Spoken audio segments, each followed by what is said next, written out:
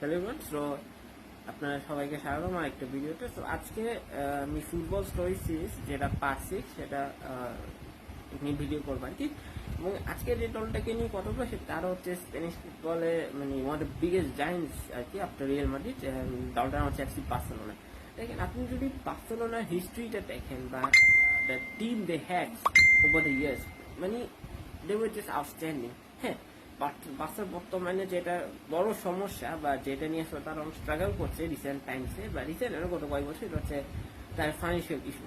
এবং এটা কেন আলটিমেটলি আসলে মেসিকে চলে যেতে হয় বার্সেলোনা ছেড়ে, সেটা খুব ট্র্যাজিক এক টাইম ছিল। বিকজ মেসির সাথে বার্সেলোনা অলমোস্ট ছোট বছর একটা ভালো সম্পর্ক ছিল, অ্যান্ড দেন হঠাৎ করে ঝড়ের মতো এসে মানে সব কিছু শেষ হয়ে গেল। অ্যান্ড এটা ওয়াজ আনএক্সপেক্টেড, পূর্ব আনএক্সপেক্টেড ছিল।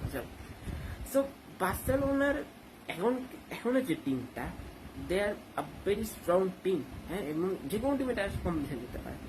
বাট আপনি যদি একটু পিছন দিয়ে যান, মানে কেটে 10 বছর বা 9-10 বছর আগে দলটার দিকে যদি দেখেন, they were much stronger team than today's team, right? মানে Messi, Iniesta, Xavi, Busquets, Pique, তারপর তাদের গোলকিপার একটা ছিল টাচ টেগান তো পরে এসেছে, সরি, ভিক্টর ভালদেজ। মানে they had bunch of players যারা আসলে মানে could do well, right?